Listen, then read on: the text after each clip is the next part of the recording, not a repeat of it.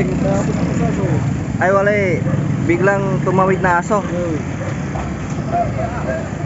Hindi mo maiwasan pag ganun.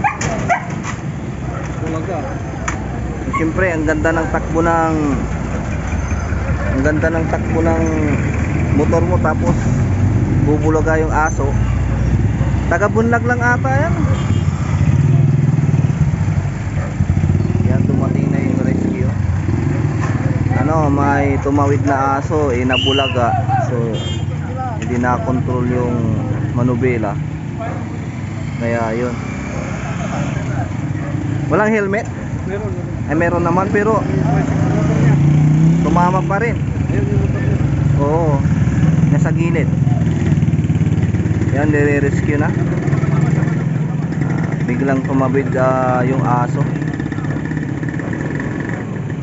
Yung mga aso talaga pag hindi nakatali, yung mga asong gala, talagang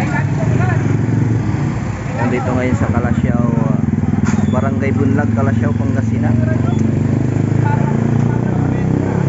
Nirescue na po si Kuya.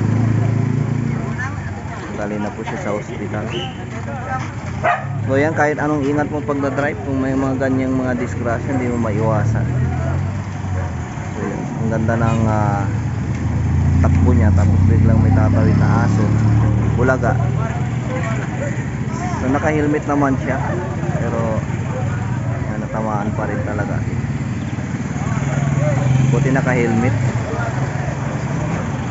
Tinitingnan yung wallet niya kung taga saan siya, kung may contact number para masabihan yung mga pamilya niya kung taga saan siya.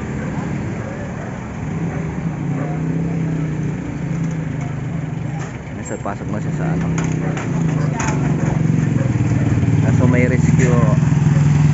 Pag tinawagan mo agad yung rescue number ng Kalasyaw Rescue MDRRMC, pupunta sila agad. Yung ating tulong yan. Marami na rin katulad pa Marites talaga, Marites na Marites. Yan lang guys, ang tagbo dito sa Barangay Bunlag, Kalasyaw, Pangasinan.